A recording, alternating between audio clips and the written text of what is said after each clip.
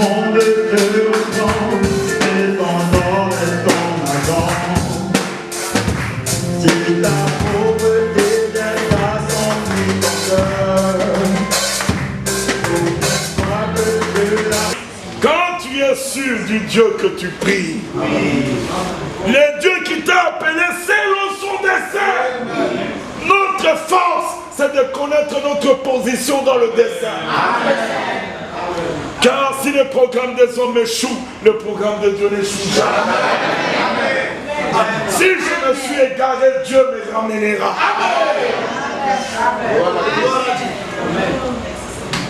Alléluia.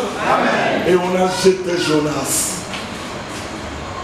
Et le calme est revenu, le bateau a continué. Et Dieu envoie un bateau spécial. Vous inventez des sous-marins. Il y a des sous-marins qu'on invente aujourd'hui, tout ça. Mais là, c'est un sous-marin naturel. Et qui récupère Jonas, qui devait se noyer. Et dans le ventre du poisson, Jonas s'agenouille et il prie. Amen. Seigneur, je sais que je reverrai encore ton temps. Amen. Je sais que je reverrai encore ton temps. Et le poisson l'a jeté. Après combien de jours? 3 nuits, 3 jours. C'était un type. Amen. Alléluia. Quand Jésus apparaît, on lui dit, fais-nous un miracle pour qu'on voit de quel miracle tu es capable. Jésus dit, une génération méchante, incrédule me demande un miracle. Il ne vous sera donné d'autre miracle que celui de Jonas. Alléluia. Alléluia. Mais il s'adressait aux Juifs. Parce que Ninive n'était pas un territoire juif. C'était des païens. Amen. Dieu, pour sauver ces païens, il envoie un prophète juif. Vous comprenez? Amen. Mais avant que la bonne nouvelle n'arrive, Jonas est jeté dans l'eau. Alors Jésus leur dit, il ne vous sera donné d'autre miracle que celui de Jonas. Amen. De même que Jonas fut jeté dans les eaux, 3 jours, 3 nuits, le Fils de l'homme, alléluia, sera aussi dans le séjour de mort pendant 3 jours. Alléluia. Amen. Mais quand Jonas est vomi, où est-il allé? Chez les païens, annoncer la parole. Amen. Le Fils de l'homme qui est livré à la mort, lorsqu'il ressuscite, alléluia, il se tourne vers les païens. Amen. Ainsi Christ, ressuscité de mort, devait être la lumière des nations. Amen. Alléluia. Nous sommes le miracle de Jonas. Amen. Nous sommes les païens repentis. Amen. Après avoir écouté la bonne nouvelle, amen, de Jonas, notre Jonas, amen, mort et ressuscité. Amen. S'il n'était pas mort, nos péchés ne seraient pas expiés. S'il n'était pas mort, le châtiment qui devait nous donner la paix ne serait pas accompli. Il devait mourir pour souffrir à cause de nos péchés. Il était en même temps le bouc Azazel. Alléluia. Amen. Amen. Ce bouc sur lequel on confessait les péchés du peuple. Oui. Et puis on le lâchait dans le désert, oui, pour qu'il disparaisse, oui, en portant au loin les péchés du peuple. Amen. Alors Christ est entré dans la mort, oui, et il a amené au loin nos péchés. Amen. Amen. Et la Bible dit, lorsqu'il ressuscite, il ressuscite sans péché. Amen. Mais il avait porté nos péchés partis au loin. Maintenant il réapparaît sans péché. Amen. Oh frère, tous nos péchés, tous nos fardeaux, toutes nos iniquités, en une seule fois. Jésus les a portés. Amen. L'affaire est réglée, l'affaire est terminée. Maintenant, si malgré ça, il n'était pas revenu à la vie, nous n'aurions pas la victoire. Amen. Il est ressuscité pour notre justification. Amen. Pour intercéder en faveur des coupables. Amen.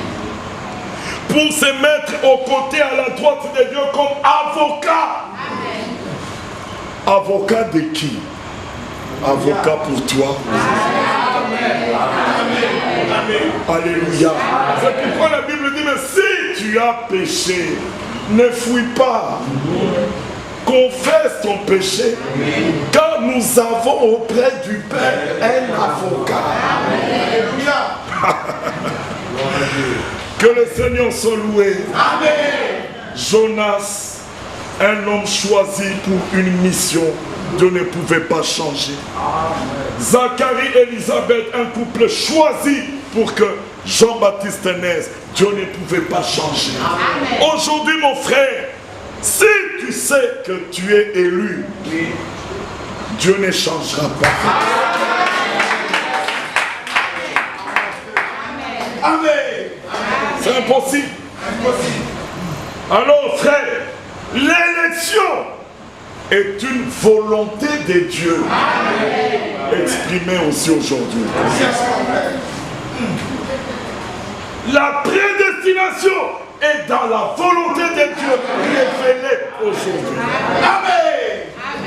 Amen. Alléluia. Mais allez prêcher ça aux dénominations, ils vont vous lapider. Ce sont les pharisiens modernes. Amen. Frère, partout où on fait dépendre le salut des œuvres, Jésus-Christ est rejeté. Jésus-Christ est rejeté. Mais l'élection, la vérité de l'élection ne sera acceptée que par les élus. Tous les autres ne croiront pas. Alors quand ils viennent avec leur message, ils appellent ça bonne nouvelle. Si vous arrêtez de boire, si vous arrêtez de pécher, si vous arrêtez l'adultère, si vous arrêtez, nous irons tous, vous irez au ciel. C'est ça la bonne nouvelle. Mon frère, si l'homme était capable par lui-même d'arrêter le péché, pourquoi Jésus-Christ est-il venu? Est-ce que l'homme est capable d'arrêter le péché dans sa vie? Impossible. Essaye, on va te donner même 20 ans. Essaye. Tu ne réussiras pas. Mais dans son amour. Frère, alors les églises se basent sur ça. Vous voyez tel frère, il a donné la dîme, il a acheté la parcelle, il a fait telle heure, tel autre frère, il parvient à jeûner 2 fois par semaine. Oh, que Dieu bénisse ses frères, regardez leurs bonnes œuvres. Mais qu'est-ce que ça change devant Dieu? Ça n'a aucune valeur devant Dieu par rapport au salut. Amen. Les œuvres ne sauvent pas.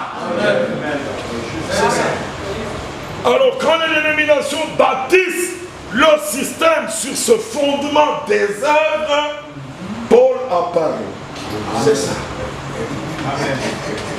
Il dit dans Romains 9, ce n'est pas ceux qui sont enfants de la chair qui sont considérés comme enfants de Dieu. C'est ça. Vous savez quel qui est enfant de la chair?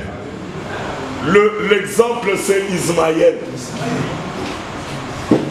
Dieu donne la promesse à Abraham, je te donnerai un fils. Mais comme sa race est stérile, les années passent, l'enfant ne vient jamais. Sarah donne sa petite idée. Mon mari Abraham, si on reste les bras croisés, on n'aura jamais cet enfant. Mon idée, réunissons les possibilités humaines. Alors, tel que nous sommes là, il y a Agar. Là, comme femme. Et l'enfant qui naîtra, je vais le considérer comme mon enfant. Et il prit Agar, qui avait la fécondité. Elle n'était pas stérile. Mais là où Dieu a donné la promesse, il y a le blocage. Les hommes disent la chose est impossible. Alors comme on voit que la chose est impossible, là où Dieu a parlé, on va maintenant créer les possibilités humaines. On met Agar à contribution. Quand Agar donne un enfant, on lui donne le nom d'Ismaël. Alors Abraham dit, oh gloire à Dieu. L'enfant que Dieu m'avait promis, je l'ai eu. Ismaël. Et dans Genèse 17, le Seigneur apparaît pour dire, ton enfant, la postérité, lorsqu'elle viendra. Abraham dit, non, je l'ai déjà eu. Qu'Ismaël vive devant ta face. C'est-à-dire, Seigneur, accepte ce que nous avons produit. Dieu dit quoi? Moi j'ai promis. Amen. Et l'enfant naîtra de Sarah. Alléluia. Il ne faut pas interpréter la parole. Et le malheur de l'église, c'est qu'il leur manque la patience. Quand vous saisissez la promesse, la Bible dit, écris-la et qu'on la lise couramment. Amen. Si elle tarde, attends-la. Alléluia. Alléluia. C'est une parole dont le temps est fixé. Elle ne mentira pas. Amen. Amen. Alléluia. Amen. L'homme a son temps, Dieu a son temps. Amen. Et pour lui, 1000 ans, c'est comme un jour. Soyez patients. Amen. Ne mettez pas vos efforts. Amen. Laissez Dieu entrer en scène. Alléluia. Et lorsque Dieu entre en scène, de la promesse, qu'ils sont regardés comme la vraie postérité. Et voici la parole de la promesse. L'année prochaine, à la même époque, je reviendrai. Amen. Et Sarah, ta femme, aura un fils. Amen. Dieu avait d'abord donné la promesse, mais lorsque le temps arrive, Dieu maintenant veut confirmer. Le temps est fixé, les personnes concernées sont pointées et la chose doit arriver. Amen. Amen. Alléluia. Amen. Que vous ayez des efforts humains ou pas, Dieu n'a pas besoin de tes efforts. On serait stérile, comment enfantera-t-elle? Dieu n'en a pas besoin. Sa parole est suffisante. Amen. Sa promesse ne faillit pas. N'aidez pas Dieu. Amen. Ne l'aidez pas. En l'aidant, vous allez produire des Ismaël. C'est ça. C'est vrai. Et Paul dit dans Galates 4, regardez l'histoire d'Abraham. Vous qui voulez marcher selon la loi. Abraham a eu 2 enfants. Un de la femme esclave et l'autre de la femme libre. Mais celui de l'esclave naquit selon la chair. C'est vrai. Vous voyez la différence? Amen. Ce ne sont pas les enfants de la chair qui sont considérés comme enfants de Dieu. Romains 9. Amen. Galates 4. Ismaël était né selon la chair. Mais Isaac était né en vertu. La promesse. Quand la promesse vient, tout obstacle sur le chemin doit sauter. Amen. Amen. Rien n'arrête la promesse. Ils sont sortis de l'Égypte, premier obstacle, la mer Rouge. Mais la promesse doit avancer. Qu'est-ce que c'est cette mer rouge qui vient bloquer le passage? Ce n'était pas à cause de leur prière. Parce que là, ils se sont mis à pleurer, à murmurer. Dieu dit à Moïse, mais pourquoi tout s'écrit? Et le Seigneur a frayé le chemin. Ils sont passés. Ils arrivent de l'autre côté, il n'y a pas d'eau. Et comment allons-nous boire? À cause de la promesse principale, Dieu devait donner de l'eau. Amen. Ils avancent un peu, mais comment nous mangerons? Nous ne pouvons pas cultiver. Ici, c'est la poussière, le sable du désert. À cause de la promesse, Dieu leur donna la nourriture. Amen. Nous risquons d'être tombés malades de nos pieds. Dieu a pris soin de leur santé. Amen. Les nations plus fortes se dressèrent sur leur chemin. Mais à cause de la promesse, Dieu fit battre ces nations. Puis ils arrivent au bord du Jourdain. Dernière étape pour entrer finalement dans la terre. Ici, il n'y a plus de Moïse avec un bâton pour étendre sur la mer. Mais l'arche était déjà au milieu. L'arche qui représente la parole. Alléluia. Nous ne marchons pas avec des miracles en l'air. Au commencement n'était pas les miracles.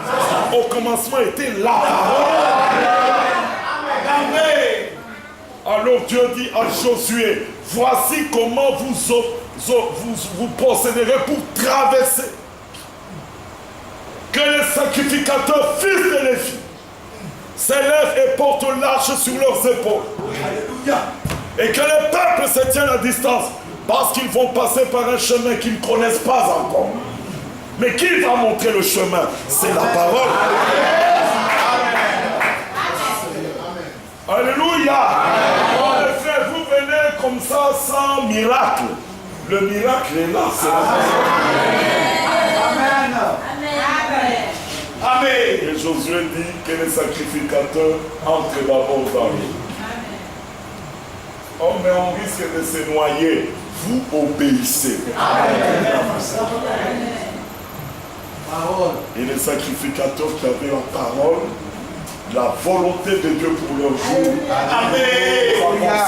Alléluia. Ils voyaient l'eau. Et ce n'était pas dans une période de sèche où l'eau diminue. C'était une période d'abondante pluie. Des crues, le niveau de l'eau monte. Et ils avancent.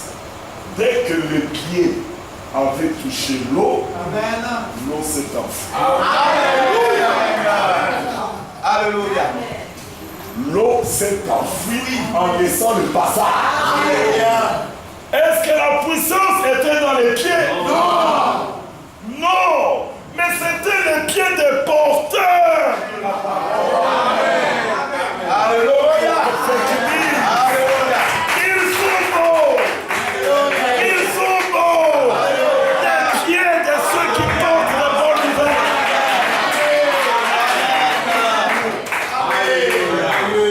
nouvelle. Ici, à l'achèvement, nous ne sommes pas des croyants des miracles. Le croyant est défini par rapport à la volonté de Dieu révélée. Amen. Si tu ne sais pas ce que Dieu a décidé de faire maintenant, tu vas imiter les dénominationnels et tu vas être un idolâtre.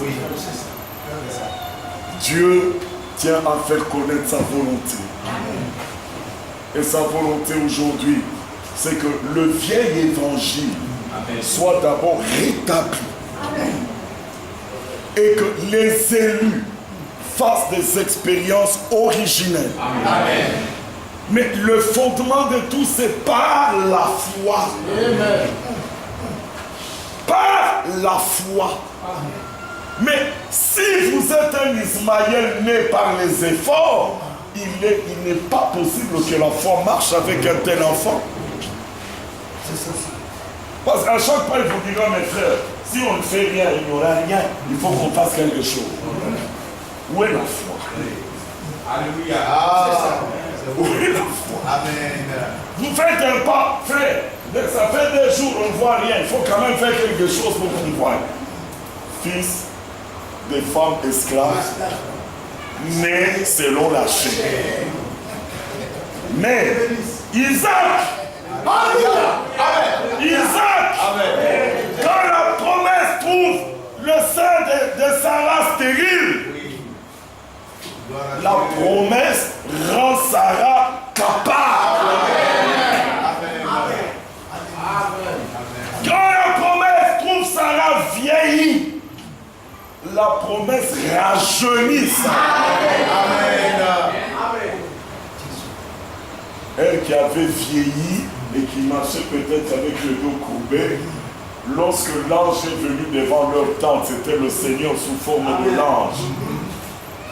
Il dit à Abraham, Sarah, ta femme, l'année prochaine, aura un fils. Elle qui était dans la tente, au dos de l'ange, elle dit, moi, avoir encore un enfant, est-ce que mon mari aura encore du plaisir pour moi? Parce que quand il me regarde, je suis comme une vieille femme. Le Seigneur qui avait le dos tourné a vu les rires de ça. Abraham, appelle ta femme. Vous avez vu, hein? Ils ont attendu 24 ans. Après les 24 ans, Dieu descend lui-même pour confirmer. Et c'est en ce moment-là que Sarah lit. Appelle ta femme Sarah. Quand elle arrive, dit pourquoi tu? Qui arrive? Moi? Moi je n'ai pas ri. Le Seigneur dit si tu arrives. Je n'invente pas, c'est écrit comme ça dans le Seigneur. Amen. Amen. Ça dit que tu oses tromper le Seigneur. Si le Seigneur devait tenir compte de sa rigueur, il dit mais je dois frapper Sarah. Je peux la tuer. Mais si je la tue, ma promesse que j'ai donnée à Allah. Alléluia. Je suis obligé de changer. Or, moi, je ne change pas. Ah, mais oui, mais elle a quand même ri. Il faut l'éliminer. Dieu dit, hey. Vous regardez elle qui arrive, mais moi, je regarde ma promesse. Alléluia. Hein, frère, moi je regarde ma promesse. Maintenant je dois choisir entre la colère ou la fidélité à ma parole. Amen. Est-ce la colère ou la fidélité? Dieu dit, je reste fidèle à ma parole. Malgré qu'elle arrive l'année prochaine, elle aura un enfant. Et la Bible dit dans le psaume 85, la grâce et la fidélité se rencontrent. Alléluia. Amen. Parce que Dieu est fidèle à sa parole, il est obligé de faire grâce. Amen. Grâce à toi. Amen. Alors mon frère, sache que tu as été approché par amour. Ce ne sont pas tes bonnes œuvres qui t'ont fait approcher. C'est l'amour de Dieu qui t'a fait approcher. Alors, ne doute jamais de l'amour de Dieu. Parce que tu as fait une erreur. Si tu es tombé, relève-toi. Mais vous savez, qu'est-ce qui te donnera la force de te relever? C'est parce que tu considères tes origines. C'est ça. Et la vocation qui t'a appelé. Vous savez, quand David a donné, je dois terminer à quelle heure? Quand David a donné le plan à Salomon, vous savez, c'est David qui avait eu le désir de bâtir. Dieu lui a dit, ce n'est pas toi, mais c'est ton fils qui le fera. Mais le plan, je te le donne à toi. Les promesses pour les fonds de construction, fais-le. Mais pour exécuter, pas toi. David a respecté. Il dit, j'ai le plan, j'ai les moyens. Mais ce n'est pas moi. Dieu a choisi un autre. Amen. Il connaissait ses limites. Oui, c'est ça. Alors quand Salomon apparaît, regardez comment David parle à Salomon. dépendamment à tout le peuple. Mais quand David part, il met en évidence l'élection. Oui. Amen. En Chronique 28, il dit ceci. Vous savez que moi j'étais fils d'Isaïe. Isaïe avait beaucoup d'enfants. Mais parmi tous ses fils, Dieu m'a choisi. Amen. Comme roi, pour régner comme roi. Et moi-même, j'ai eu beaucoup d'enfants. Mais parmi mes enfants, Dieu a choisi Salomon. Amen. Maintenant, il prend le plan, il dit Salomon, prend le plan. Quand Salomon regarde la grandeur du travail, il dit ce travail est trop grand. Moi, je suis jeune. Est-ce que je pourrais accomplir un tel travail? David dit à Salomon, sache et considère que dans cette affaire, Dieu t'a choisi pour ce travail. Alléluia. Amen. Ce n'est pas toi qui as décidé, ce n'est pas toi qui as prié pour ça, mais Dieu dans sa souveraineté, il t'a choisi. Alors, ne crains rien, ne t'effraie pas, car Dieu te soutiendra jusqu'à ce que tu aies achevé cet ouvrage. Amen. Frère, aujourd'hui, quels que soient les temps difficiles dans lesquels nous sommes, quels que soient les mauvais esprits dans cette tâche, l'épouse de Jésus-Christ apparaîtra. Amen. Oui. Les morts en Christ ressusciteront. Amen. Ça c'est oui et amen. Amen. Mais nous les vivants, qui seront restés pour l'avènement du Seigneur. Vous savez, dans l'enlèvement, il y a les morts qui ressuscitent, mais il y a les vivants qui expérimentent le dernier miracle, la transformation de ce corps. Amen. Et ils sont amenés dans la gloire. Croyez-vous qu'au milieu de cette génération corrompue, perverse, où les esprits du temps de l'autre sont revenus en puissance, vous les avez vus ces esprits? Oui. L'homosexualité, mariage homosexuel, tout ça c'est Sodome. Les esprits du temps de Noé réapparaissent à force. Vous les voyez? Oui. Toutes ces jeunes filles qui recherchent la beauté, s'habiller d'une manière sexy, de manière même que les fils de Dieu, leurs regards sont attirés là. Et le mélange est arrivé du temps de Noé, mélange entre la race des dieux et la race des hommes. À cause de ce mélange, Dieu s'est mis en colère. Et aujourd'hui, la mondanité entre dans l'église, les esprits du monde entrent dans l'église, et Jean l'apôtre écrit, eux ils sont du monde, ils parlent d'après le monde et le monde les écoute. Dans les églises, mais nous sommes des dieux. C'est lui qui connaît Dieu, nous écoute. Amen. Amen. C'est par là que nous reconnaissons l'esprit de l'erreur et l'esprit de la vérité. Amen.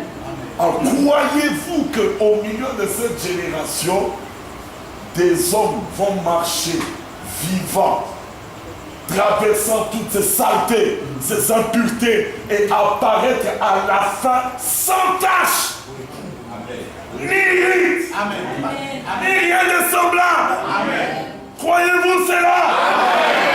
Amen. Amen. Oh oui, frère. Amen. Et là, à la fin, Christ descend, il transforme ce corps d'humiliation pour le rendre semblable à son corps de gloire. Et nous sommes les rares hommes qui auront triomphé cette génération. Amen. Des vainqueurs dans cet âge. Mais Ces vainqueurs-là ne peuvent être que des enfants de la promesse. Amen. Ils sont nés pour être semblables à Jésus-Christ. Donc je reviens à ce que je disais, Samson, Jean-Baptiste, ils sont nés pour être des hommes consacrés à Dieu. Amen. Que vous priez pour eux ou pas, Dieu a déjà dit. Amen. Vous prenez Jacob et Esaü, Dieu regarde et dit, parmi les deux enfants là, j'ai aimé Jacob, j'ai haï Esaü. C'est-à-dire qu'Esaü fasse tout pour attirer l'amour de Dieu, Dieu ne changera pas ses sentiments. Non mais Seigneur, regarde quand même comment Esaü est zélé. Il est jeune, il paye la dîme. Dieu regarde, bon mais je l'ai déjà haï. Mais Jacob, avant même qu'il naisse, Dieu a déjà dit, j'ai aimé Jacob. Amen. Amen. Alors Paul, prenant cela, il dit, afin que le dessein de l'élection subsiste sans dépendre des œuvres, mais par la seule volonté de celui qui appelle. Il fut dit à Rebecca, alors que les enfants n'étaient pas encore nés. Vous avez entendu? Nous aussi, nous n'étions pas encore nés. Et il n'avait fait ni bien ni mal. Nous aussi, nous n'avions pas encore fait ni bien ni mal. Mais la décision de Dieu,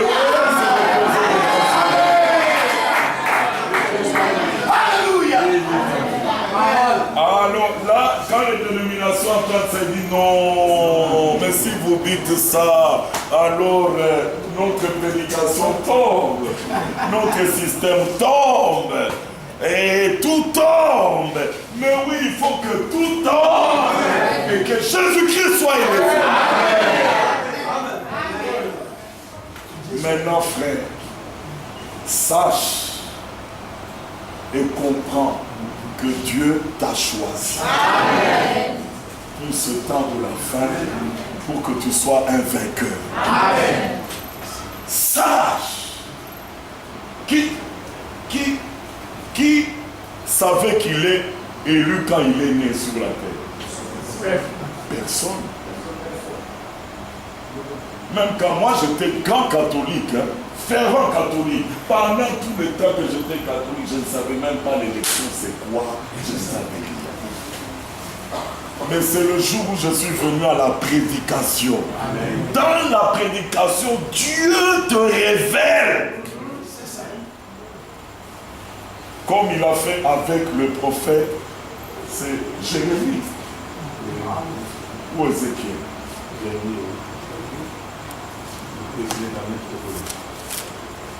Vous pourrez vérifier. Amen. Bon, attendez, je suis déjà dans Jérémie. Est-ce que c'est bien Jérémie?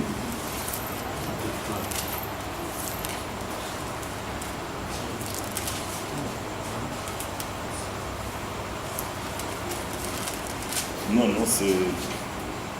Oui, c'est Jérémie. C'est Jérémie. Regardez comment il est écrit. Verset 4, chapitre 1. La parole de l'Éternel me fut adressée en ces mots.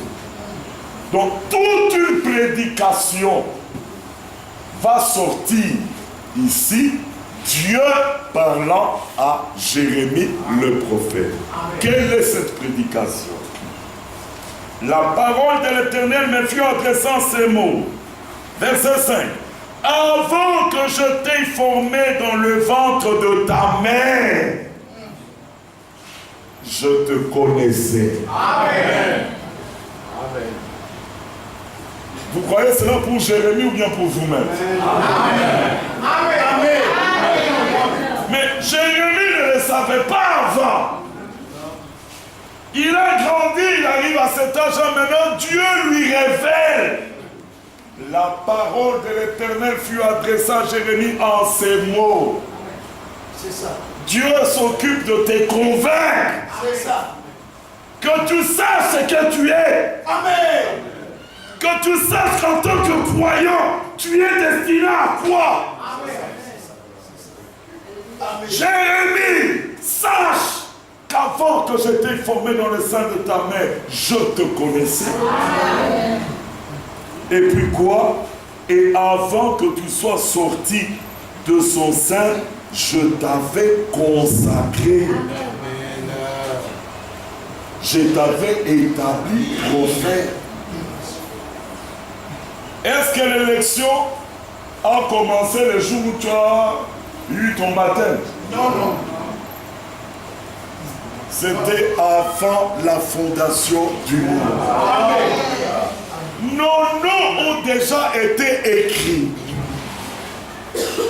Maintenant que tu vis sur la terre, la prédication de la volonté de Dieu, c'est de te faire connaître. Alléluia. Ce dessein de Dieu, la volonté de Dieu, que tu saches qu'avant que tu naisses, le choix de Dieu était déjà sur toi. Tu es un élu, tu es prédestiné. Alors l'élu prend conscience de ce qu'il est. L'élu prend conscience de sa position. Maintenant, la foi s'établit sur l'homme qui sait ce qu'il est. Si tu ne connais pas ton identité, même des petits démons vont... Bon, il n'y a pas de grands et de petits démons, mais je dis que tous ces démons sont des petits démons. Amen. Ils vont te faire trembler parce que tu ne connais pas ta position. Sache qu'avant que tu sois sorti du sein maternel, Dieu t'avait consacré. Amen.